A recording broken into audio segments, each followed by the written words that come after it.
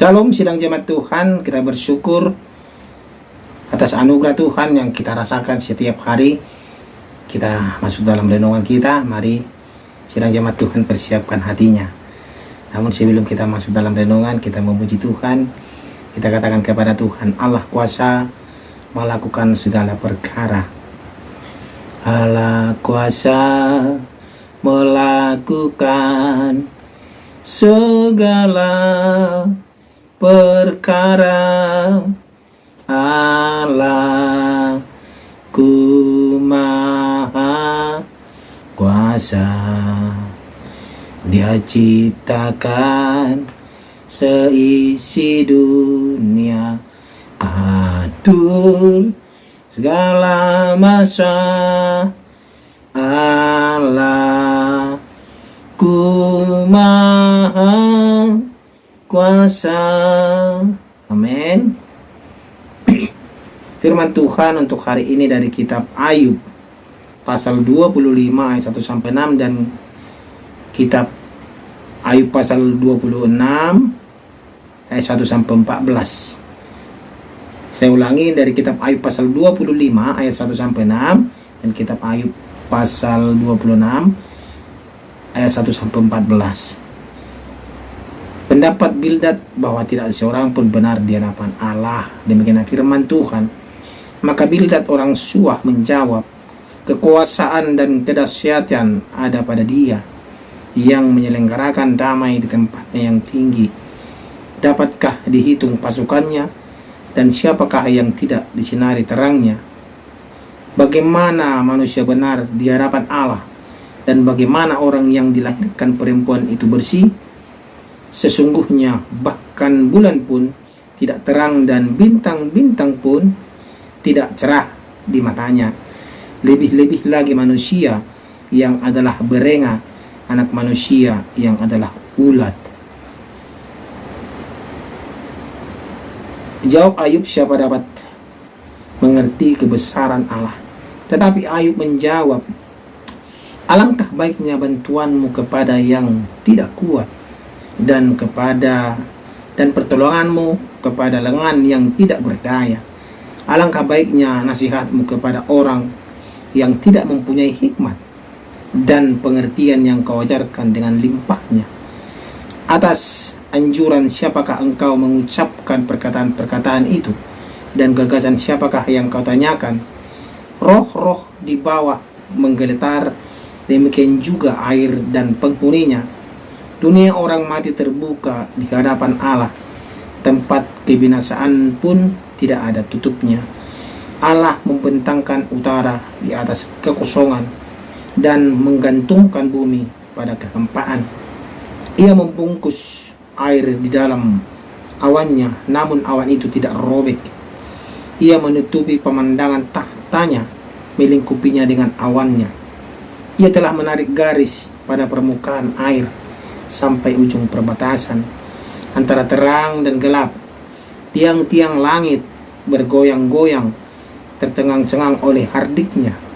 Ia telah meneduhkan laut dengan kuasanya dan meremukkan Rahab dengan kebijaksanaannya.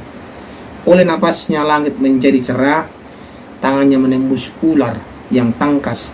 Sesungguhnya semuanya itu hanya ujung-ujung jalannya. Betapa lembutnya bisikan yang kita dengar daripadanya. Siapa dapat memahami guntur kuasanya? Demikian pembacaan firman Tuhan. Tema kita pada hari ini adalah Allah yang berdaulat.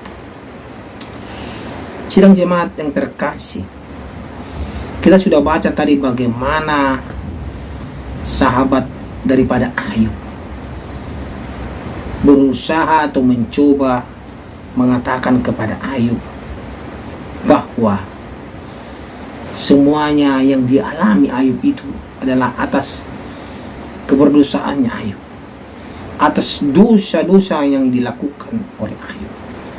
Inilah yang dikatakan oleh Bildad orang Suah. Dia mengatakan tidak ada seorang pun yang tidak berdosa di hadapan Allah, yang tidak bersalah di hadapan Allah. Inilah yang dikatakan Bildad orang Sua. Tetapi Ayub tidak membantah perkataan sahabatnya tersebut. Dan jemaat Tuhan, dia tahu Allah yang Maha Kuasa, Allah yang berdaulat atas segala sesuatu, dan tidak ada satupun yang bisa menyangi Allah, termasuk manusia. Allah dalam keberadaannya yang kekal memang berdaulat atas segala sesuatu. Ini kita tahu jemaat. Namun dunia di mana manusia hidup adalah dunia yang sudah jatuh ke dalam dosa. Dalam dunia yang berdosa ini ada banyak penyebab penderitaan manusia. Di sinilah letak kesalahan daripada Bildad orang Sua itu. Ia berupaya untuk membuat Ayub melihat penderitaannya sebagai akibat dari dosa-dosanya Ayub. Ini yang mau Bildad terangkan kepada Ayub.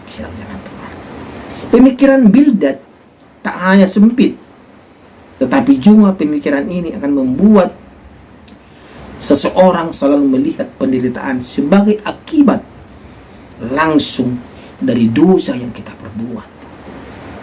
Ini dari pemikiran daripada Bildad. Dia memakai pemikirannya bahwa segala yang terjadi dalam kehidupan kita dan kehidupan daripada Ayub akibat dari keberdosaannya. Di tengah penderitaan, orang itu akan merasa bersalah dan terdorong untuk menghakimi dirinya sendiri. Ini yang sering terjadi dalam kita. Di tengah penderitaan kita, di tengah kesengsaraan kita, di tengah-tengah ada masalah yang kita alami, kita sering didorong rasa bersalah dan cenderung menghakimi diri kita sendiri.